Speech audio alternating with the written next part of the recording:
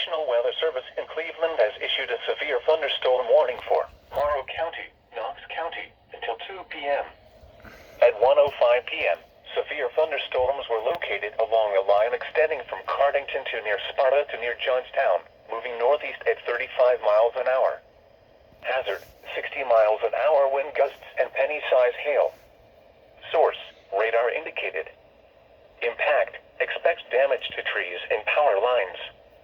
Locations impacted include Mount Vernon, Mount Gilead, Fredericktown, Gambier, Utica, Cardington, Centerburg, Danville, Chesterville, Sparta, Waterford, Edison, Baringo, Fulton, Martinsburg, Gann, North Liberty, Bladensburg, Iberia and Chalk.